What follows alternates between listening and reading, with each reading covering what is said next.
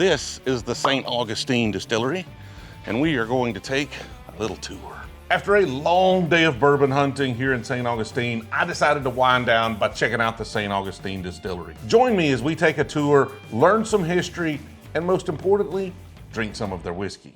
Hey, how's it going? I've got a tour at 2:30.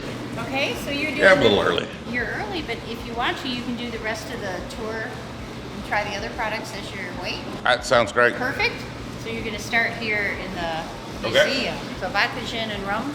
Skip the bourbon. You're going to do the bourbon and the bourbon experience. Okay. Awesome. Larry's going to start you off, and then I will let them know you're here. How are you? Well, hello there. So let's get you started, get you warmed up for the bourbon experience. Let's do it. All right, so I have a Florida Mule for you. Okay. Made with our vodka, 80 proof vodka that's distilled from Florida sugarcane, made right here in the building. Pairing it up with the all-natural mule mix. In the mule mix is lime juice, fresh ginger juice, golden Florida cane, and then a little dash of cayenne pepper. So you taste that fresh ginger first, then the lime juice, then you get the cayenne mule kick right at the end, but it's very subtle. Cheers. Oh, that's really Perfect nice. summer cocktail. Yeah. I'm a bourbon guy, Me but too. in the summer, this is a terrific cocktail. Oh, yeah. Sitting around the pool, on the beach, on the patio, whatever. Easy to make. I used 1 part of our sugarcane distilled vodka, 1 part of the mule mix, 2 parts seltzer or club soda. You don't need to use any ginger beer. Fresh ginger's in the mix. Oh, as soon as you come through that door, man, you can smell the mash. We got to get our own distillery. I just want to smell mash all day. That's what I want. That's really the reason. I want to make good whiskey, but I just want to smell mash all day. It's cool barrel walls. That's an interesting way to kind of route a hallway here in an open space. It's definitely warm in here. It's warm in general. I think it was 91 on the truck when I stopped here, so it's definitely warm in this unair-conditioned building. Welcome, my name is Jamie. First up for you all, I have a gin and tonic. This is made with our botanical gin that is 94 proof. We distill our gin with 12 different botanicals. 3 of those are Florida citrus. Only 1 is juniper, so it doesn't have a strong pine taste like a London dry gin. Ours is a lot brighter, more citrus forward, and we pair it with our essential tonic mix. This has all natural quinine, water, sugar, lime juice, and cinnamon. And our build is 1 part spirit, 1 part mixer, and 2 parts seltzer. Our gin is also our most highly awarded spirit with 39 awards. 2 of those were for Best Craft Gin in the United States, awarded to us by USA Today. That's different because I hate gin. That's good. Yeah, I'm not a gin fan either. I'm not either. That's I nice. was like, Yeah. And next for you all, I've got a rum tiki. We make this with our pot distilled rum that is 90 proof. Our rum is distilled with grade A molasses and aged in an empty bourbon barrel for 8 months until it reaches this lovely light amber color. It has notes of vanilla and butterscotch, and we pair it with the tropical tiki mix. This has coconut cream, pineapple, lime juice, vanilla, almond, cinnamon, and nutmeg. So this one is very tasty. It also is amazing frozen. If you freeze the tiki mix in an ice cube tray, blend it, so good. Yeah. Wow. Yeah, that's the one That's right vacation. there so far, yeah. That's vacation in a glass. That's vacation right there. It's like a pina colada, but it's not as sweet. Yeah. Right. It's not as over the top. I mean, obviously I sweet, taste but the I'm almond, like, though. I taste the Quick almond. question, Jamie. What's the difference with this gin? So this is our barrel finished gin. We take our botanical gin and finish it in an empty bourbon barrel for 18 months. Wow. Get the botanical gin flavor on the front with the whiskey finish on the back. And we're the only distiller who makes anything quite like it. It is very unique. All right, this is what's smart about it. First of all of the tastings are geared toward mixed drinks, not just straight spirits, which most people don't drink. Also, they funnel you through and get you, 3 or 4 drinks in you before you hit the gift shop. So, smart. That's good. Somebody was thinking. TJ Dominic. Nice to meet you, Dominic. Got a little bit of experience with the bourbon industry? Yes. Gotcha. So hopefully you're still going to learn a little bit of something, but Okay. what are you coming in with, like distiller level experience or? I mean, I drink a lot. You know what? God bless. That is the best way to come in. I've been on a few tours. And is this your first time with our property? It is. First time here.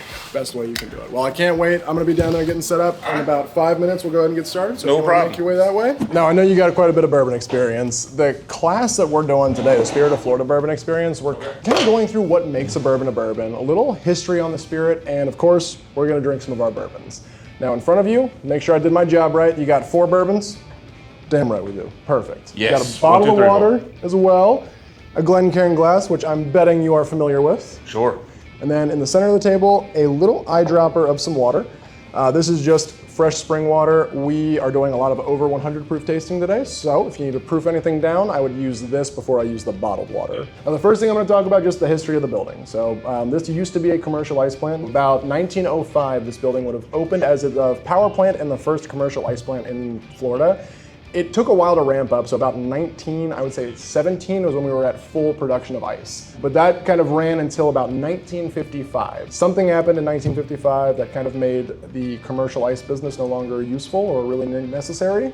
You know what it is? The refrigerator. The refrigerator. So everyone got a Frigidaire in their home. So 1955 till about the early 2000s, this place sat largely dormant. 2 friends came to a meeting with the city and said, we have a plan. We want to turn this building into the first bourbon distillery in the state of Florida, making a uniquely product of Florida, not building from the ground up, but retaining the historical nature of an already historic building.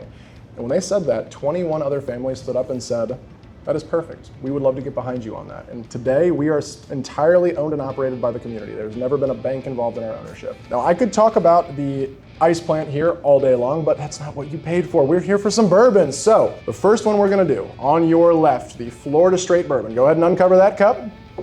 Just take a look at it compared to the other 3. I'm gonna have you transferred into your Glencairn in a moment, but just baseline, immediate sensory evaluation. What stands out? Looks like it might be a shade darker. Actually, a shade lighter. Sorry, there's not much light in here. Yeah, and for me, that just tells me a little bit less time in the barrel. Probably not as bold of a flavor. I feel like I don't have to tell you how to nose this, but like, just for safety purposes, don't sniff it like wine. Don't go for a big snort. If you do, you won't taste anything or smell anything for a while. But for me, 88 proof, 3 to 5 year aged, which is kind of a weird one. If you're used to Kentucky or more northern bourbon, the 3 to 5 years is young. That's a young bourbon. We don't have the same maturation cycle that you get up north where you get the cold winter and the hot summer. We get hot all year long. We very rarely dip below 40 where you get into that dormant territory. So our bourbon actively ages all year, which is a big challenge for us because we have to be on top of the tasting at every stage of it just to make sure it hasn't gone too far. Because here, if we go too far, we get almost like a bitter tannic wine structure to it, that really bold bitterness that we don't want to see. It's very evident when we've aged too long. I mean, you get a lot of the wood tannins for sure. It's almost dust. Like I would call that one a dusty note, right? Ooh, hang on a second. Wow, dusty is a good note on that. Wow. Well, it hits you with like a dry kind of sharpness on the back of the palate, which I always describe as dust. Yeah. That's a good way to put it. It reminds me of kind of like going into an old closet and just like rooting around through some clothes. Man, I have not heard dusty before. That might be one I use in my class going forward. There you I go. appreciate it. We do a lot of finished bourbons. So the next one we're gonna switch over to the port finished. Whenever you're ready, go ahead and transfer that into the Glen and then give it its little retro nasal nose and a little sip. That is finished 14 months in a port wine barrel. That started life as our Florida Straight, aged for 3 to 5 years. Then we transfer it into the port wine barrel for 14 months. Bottle it at 102 proof. For me, a lot of spice, a lot of almost like a rye character to it, that hot, bold bourbon. Very different though. You get that spice on it or you get something different? Sure. Do you get a fruity note on this one at all? I mean, port obviously brings a little bit of kind of a dark fruit. With the barrel char I get from this one, the finish is almost raisiny. Mm-hmm. You know, dates a little bit, like you get dark fruits. It's funny, on the first sip I had, the port sweetness made that dustiness almost taste a little bit nutty, and then it goes away almost into just dark fruit. afterwards. You didn't sample any of our bourbons upstairs before. No, they said not to. They said to wait till this. So. Copy. I just want to make sure because at the very end I have another one I want to bring you up to sample. It's one we don't really do in the class often. It's called our toasted finish. Okay. We're not the only ones doing toasted. There are plenty of other ones out there, but ours has the most distinct nutty note to me. It's one of those few bourbons that I taste and I go, that's a distinct note that I can get off of it. And I always look for those. Same thing with the port. For me, it's a very distinct, like, allspice note in there. Very spice forward for me. But everyone's palate's a little different. So if you don't taste allspice, we just ate A little different bit. things. I think the fruit overpowers it. Like I'm usually going to pick up 1 or 2, 3 notes. I'm not going to sit here and name 10, right? Nope. So for me, it's very fruit forward at the start. I see where you can get that. I'm just kind of picking it up as like oak impact, like tannin, a little bit. Yes. That's lots of times what people call, I think allspice is kind of that tannin-y. So I just kind of pick it up as that as opposed to, I've never really sat around and ate a lot of allspice. To be fair, right? Yeah. I had a few of them pumpkin spice lattes when Starbucks was doing them, that's about it. I would like you to move over to the Saint whenever you're ready. Okay. Take your time on that one. I'm gonna rinse this port out real quick. I was gonna make sure say, I I don't like have what any you- impact on that. I've never had anyone do that, and I'm glad you're actually doing this. When I do this, I'm gonna try to have a Glen for each one. I get why you don't. No hate there. It's just trying to make sure I don't contaminate. Oh, by all means. The first one, the dustiness, it's good whiskey. Not what I'm normally looking for. Like it's just that humidity, that heat it's aged in. It just picks up a lot of tannins. Yep.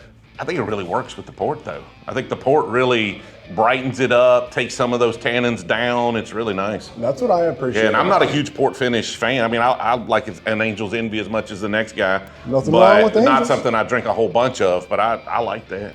And this one to me, because of its almost rye-like nature on my palate, I end up doing Manhattans with this one a lot. I also end up getting a heavy discount on this stuff, so it's always at my bar, to be fair. But this one does do a great Manhattan because it has more of that kind of bold flavor behind it. So mixed with the vermouth, works very well. The Saint, did you try the old fashioned upstairs? No, I did none of the whiskey stuff upstairs, so we skipped that all together. So if you were to get there, and when you get back up there, I want you to try this. We do All an right, the old-fashioned mixer. That's right. So we would pair this 1 part to 4 parts with Florida straight bourbon. Okay. What we don't tell you on the tour generally, this is aged 6 months in a bourbon barrel. So when we're done aging that, we are going to go to our rick house, and our distillers are going to select 5 honey barrels from that season, what they consider the best.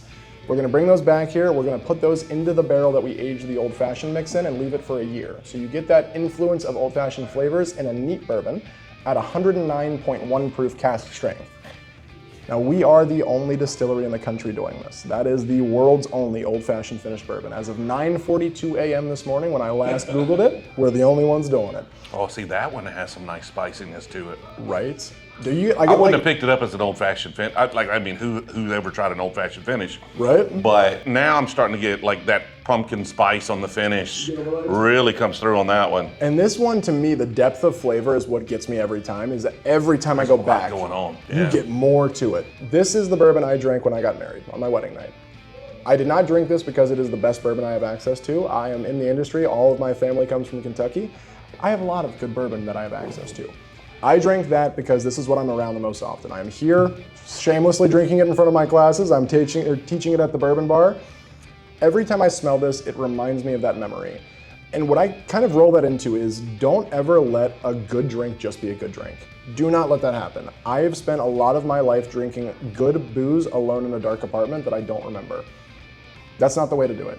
Make memories with this stuff. So if you drink something really good, solidify that memory, do something spontaneous, do something weird and different, but lock it in and you will never forget what you're drinking. Let me get you a little bit more bourbon.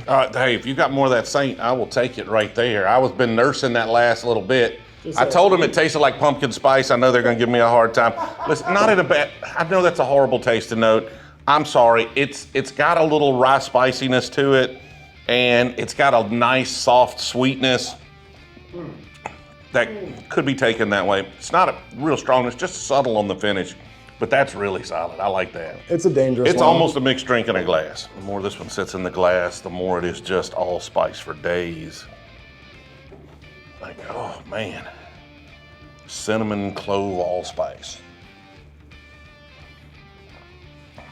I like that one.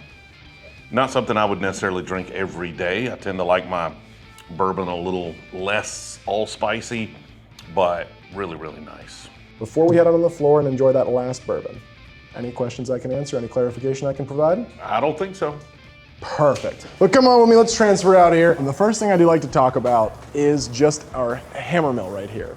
There's a lot of the distillers around the country, they get their grains in already pre-milled on roller mills. It's a lot easier of a process if you are doing bulk distillation. It's easier to just roll in your pre-milled stuff. You're already setting it with the distributor about what micron it is. We do that all in-house. So if you're ever here 6:30 to 7 in the morning, you will see what looks like a large white cloud just billowing out of this place. Like it's almost on fire. That is corn dust, just getting out of here. Out of this mill here. Oh yeah, you can actually see, take a look at this. That's all just dusty corn coming right off of that thing. So no matter what color your car is, if you leave it in the parking lot, you're gonna come back to a white car, all right? And if there is a morning rain, it will almost make grits all over your car. Very hard to get off. The corn dust dry is not so bad, but the grits, a little bit more difficult. Now then we bring it over to the actual kitchen. I'm sure you've been to some other distilleries. For any of the watchers, if you haven't, normally this is where I would load you onto a bus and take you from our classroom to our distillation building, our fermentation building, our bottling building. It'd all be done in stages. We are small enough I can stand you in one spot and kind of show you everything.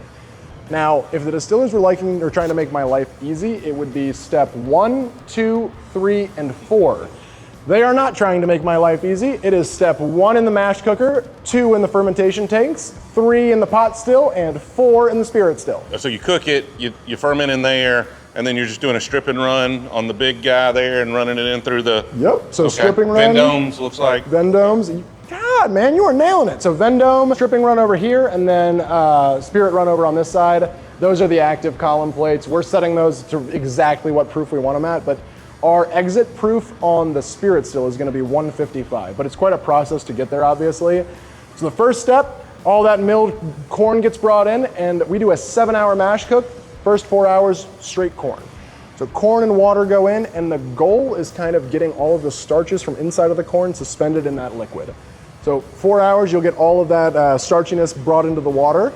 You add in the wheat for the next 2 hours. That will get this almost oatmeal-like consistency. It gets really thick and starchy. Then on our last hour, we add in our malted barley, and that is a very important step to bourbon production. So if anyone doesn't know, malted barley contains amylase. Amylase will convert all of the readily available starches in the corn and the wheat into fermentable sugar. Otherwise, if we don't do that, there's very little readily available sugar in the corn and wheat, so you'd end up with a very minor amount of distillate. We add in the barley, we get a whole lot more out of it. And it's really fun to watch if you ever get an opportunity, looking down in the tank when they add in the malted barley, the mixture immediately thins out. It goes from like this really thick, dense consistency to water almost immediately. That's a 1-hour cook, and then the yeast goes right into the mash cooker, then transferred into fermentation tanks. Now over there, I have 8 fermentation vats, each 750 gallons. The fermentation vat is gonna be a 1-week ferment, give or take a day, depending on how the yeast is doing. But yeast is very much like I describe it like a fat cat. Yeast does not know how to regulate itself. So yeast will just eat all of the sugar around it and get hotter and hotter and hotter over time. So hot that it'll kill itself left unregulated, which is obviously not what we want. So we are pumping wastewater from the pot still, chilling it in transit, and then pumping it into jackets around those fermenters just to keep the yeast under a certain temperature so it doesn't overheat and die. However, unfortunately, the life cycle of yeast does end in its death. So when there's no more sugar for it to eat, it drops to the bottom as lees and dies. Now that would be about 8 to 12% for us. We call it distiller's beer, but it is what people used to drink as beer. Obviously, that's not our last step. And this is kind of where I lead into. In the alcohol beverage industry, people cross over a lot. So we get a lot of people that started as brewers that come here to work as distillers.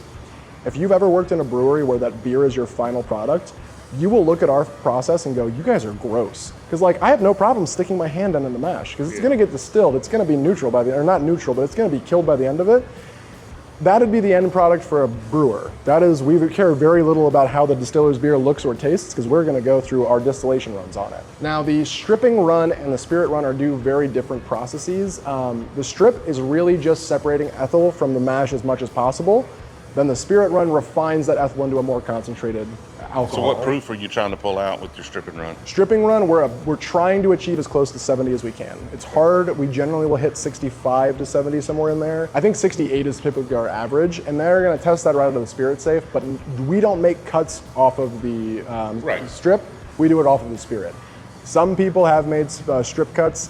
To me, that's kind of a waste, because you're going to end up doing the same cut again at spirit level, so like, why would you do that? But Hey, if you make good juice, who am I to question your process? Run happens, 190 degree cook on that one. So right between ethyl alcohol and water's boiling points, ethyl down at 176, water at 212. 190 will get alcohol vapor rising with nothing in the column to stop it. So it goes up, then sideways, and then down through this condensing chamber, which is just a cold worm of water, copper running cold water that the hot vapor hits, turns back into a liquid. Then it'll come out the spirit safe. But I want you to see this, come up here. This spirit safe, and a lot of places do it this way, we have a hygrometer set in there. So as they're going in, we're testing the gravity of that spirit. And as it's at a certain point, we know it's a good spot. We're also testing this for flavor, just to make sure there's no weird notes coming out of it that shouldn't be there, but it's a very long process of testing. That comes out as our low wine, 65 to 70 proof. I wish I had a tote of it open. They won't let me open these, unfortunately. They don't trust me enough to go down in there. But if you ever get to smell low wine, this is a weird one, and I really hate to tell you this, kind of put this in your head, but it smells like a fart. It smells like someone tooted on you. It's a very weird smell, and I don't really know how we get from that to new make whiskey, which smells lovely to me. So I'm not really sure, but it's a very weird smell. Then we're gonna load that low wine into the big guy, our giant spirit still. And let me see. I can feel some heat over here. Yeah, they were on today. So they did their spirit run today, but these are active plates. So those are actual active refractor plates. It's just a copper disc that will only allow alcohol vapor of a certain strength to rise up through it. So we do the same temperature cook, but this time there's a barrier for the vapor as it rises. So it'll hit the first plate. If it's not strong enough to continue rising, it'll just fall down and keep distilling, keep rising in strength. If it is strong enough, it'll rise into the next chamber. So each of the chambers on this still has a different proof of alcohol in it, and we're setting that ourselves. So we can pull out those plates, put in a new one, and kind of define what this process is. So we're going up, and up, and ending up at 155 proof new make out of this stave. And that is where we are making the heads, hearts, and tail cuts. And our distillers are hilarious. We do our head cuts usually in the morning, so we'll have done the whole distillate run right at like 3:30 in the morning, and by 6 they're gonna make that cut. And our distillers will all come out here and they'll taste it as it's still heads. So they'll put it a little bit in their mouth, they'll swish it around and then spit it back out.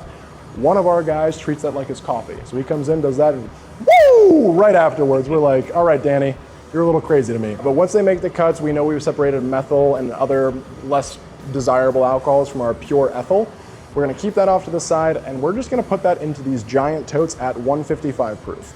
So we have achieved under 160 proof distillation. The next stage is to send it into the barrels to age, but we have to achieve under 125 entry proof into the barrels. What's your entry proof? 120 at the moment. But we've been all over the board. I'm gonna bring you by some of the barrels later. You're gonna see 110, I think 115 and 120. Right now we're at 120, but we've previously done a lot of other ones.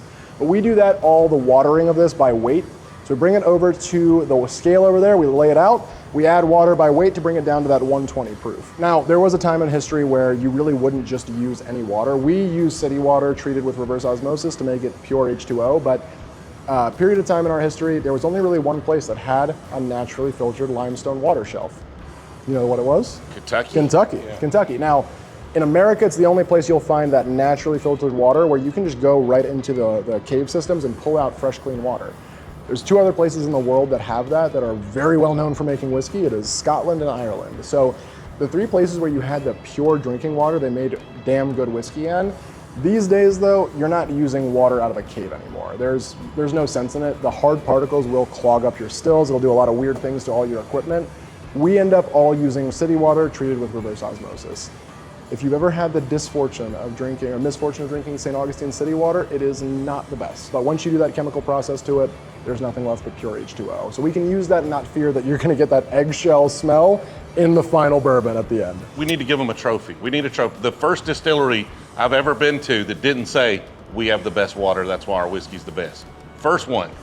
You win. Like honestly, we laugh at it every time we hear it. And I'll tell you, so my joke that I make is when people tell you the water is the best, okay, well, Kentucky water might be the best. Why isn't every whiskey made in Kentucky amazing then? Why aren't they all top tier? Because it has very little to do with the water that you're using and more about the aging techniques. That is where 80% of the flavor comes from. If I were to tell you our water is the best, you can test that yourself. You go to the tap and go, that's water compared to other stuff that I've had. We weren't gonna tell you that. It's H2O no matter where you go. But the next step, I'm gonna bring you back over here. I do wanna point out some of these barrels for you. Up to 40 trees go into 1 barrel. We use a Minnesota white oak as our varietal, but that is not all coming from the same tree because The coopers are going to buy up those staves of wood, they're going to lay them out to yard in the elements, and then they're going to select whatever is the right time. So they lay out a bunch of staves, kind of like a puzzle, and they start to fit them together. Then once they're confident they have the good fit, they put them all into a little stand, put the hoops around them, and start to bend them into shape. But again, 40 different trees into one barrel, which is why single barrels will never be consistent. You cannot make consistent single barrels. A Florida Straight and every other bourbon that I have here is a blend of up to from 5 to 35 different barrels done in this guy right here. That is the T3000 mixing tank. I like to call it a giant KitchenAid mixer because that is all it is. It just spins up all of what we put inside of it. So for Florida Straight, typically 35 barrels will go in, but every once in a while, distillers select one as the single barrel that we say, that is perfect, we're gonna sell it as its own. That's what you drank, the 109.07 proof Ugly Duckling. Now that is our 5-year age and a number 2 char, so something we don't typically do, weird flavor notes out of it. I got like earthy, vegetal, kind of mossy notes on it that I don't typically find in bourbon. I fell in love with that one. Now that is the only spirit that is not bottled in our bottling room over here. So if you ever think about a bottling assembly line, I'm sure you've seen them before. Sure. Bottles flow in empty and clean, get filled at a station, caps get put down, labels get rolled on, and then a seal gets put on, all done by machines. We do all that by hand. We have one lady that does all that by hand. She's actually working today, which I very rarely get to teach classes when she's actually here. She usually works earlier in the day. This is an 8-count bottling station. So if you step over here, this machine will only fill 8 bottles at a time. She will fill 8 bottles. She will pull all the bottles off the machine, put them in our corker right next to it, lay a cork into them, label them, seal them, cork them, and package them all over there. So that pallet is what she has done today. What she will achieve in a calendar year would be done in a large-scale distillery in 4 hours. So a very different scale of operation. She bottles everything we make with the one exception of the single barrel that you just drank. The only way to get that one, you bottle that yourself. That is a kind of Build-A-Bear for adult situation, but you come down, you fill up the bottle, you write your own handwritten label, you slap it on there, you cork it, you seal it, you do the whole 9 yards. It's a distiller for a day. But this kind of goes into, when we talk about scale of production, I don't know how much is bottled at, I'm gonna say Brown-Forman because it's a big one. I don't know how much they bottle in a year, but it is a ridiculous amount compared to what we do. I can tell you with no degree of uncertainty that every bottle that we have produced has been tasted before you get to it. So we know the juice that's going into it. Our distillers have really consistently tasted at every stage of its aging to make sure we're giving you a consistent product. I care very little about an age, about a name, or a hallmark to put on a bottle. We want to give you stuff that tastes good. That's all that we care about at the end of the day. If it tastes good and has 3 years of age on it, that's all I care about. But these are all sorts of different barrels. I always like to point out this one right here. So if you want to step over here, get a kind of a close-up on this. This is the oldest barrel I have currently on property. This is not our rick house. 125. 125 right there. Every barrel you're gonna find here will have this handwritten little code on it. It's lot number, it's in different places on different aged barrels. This one's really hard to read, but you'll see 14J02 on there. So that tells us when we actually put that bourbon into the barrel.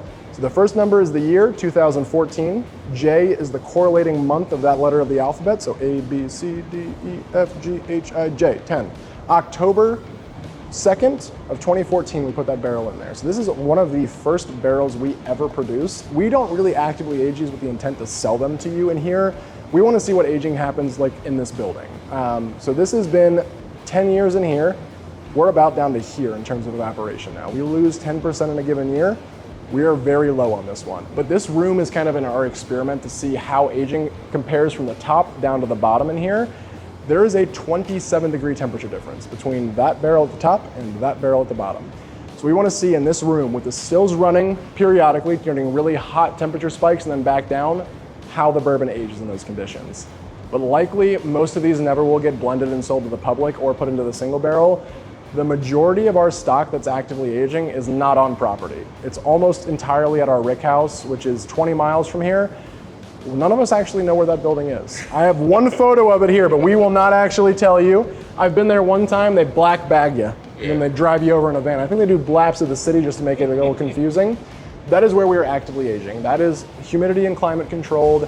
We allow airflow to come in for a certain period of time off the coast, but we're controlling all of these variables very well in this condition. These are a lot more just let them ride and see what happens with them. That is a very cool place. The only downside to having one rick house is we can't tell the public where it is, because that is a chance for espionage, or God forbid one match goes off in there. That'd be a very big tragedy for us. About 7,000 actively aging barrels in there right now. And these ones are 4 high in the center rack, 6 high around the exterior of the room, and we really don't rotate barrels at all.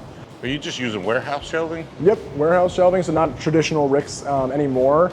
When we first bought them, we did have the rick style. One of our forklift operators might have messed something up and knocked something over. I'm not gonna point any fingers at anybody, but we have since changed our technique a little bit. But that's where all of it comes from. They bring it all back on property to do our blending here, but that's just where the aging occurs. So periodically, if you're around, you will see a truck pull up and just start offloading barrels into our building. And that's kind of the coolest part of the process, when we get to see them doing all the magic, because most of this happens behind closed doors. I don't get to see the aging technique. I don't get to see what happens there, but when they bring it here and start blending it, we know something really cool is about to happen. Any particular cooperage? I mean, these are Kelvins, but are all your barrels Kelvin, or? All of them are Kelvin. We actually reached out to them when we first opened. They're one of the last family-owned cooperages in the country, and they're really good people, but they make a lot of craft distillery stuff. They've done a great job for us. They source the exact wood that we want. They've never had a problem with our yarding or our char. So this 24-month season? Yep, 20, and most of them are gonna be 18. 24 was what we started with. We reduced it down to 18. Got more expensive. Got more expensive. I'm glad you know the industry pretty well. It's kind of funny when I talk to people about this stuff who don't really understand it. They're like, well, why would you do that? And I'm like, oh man. The pandemic happened and these barrels doubled. Yep. Yeah. And to be honest, barrels in general have just gone up pricier because a lot of distilleries are bringing on coopers on property to do it themselves. So if you want an owned cooperage to get your stuff, it ends up being pretty pricey. Now, they have been very good to us. We have never had a problem with them raising their prices or anything.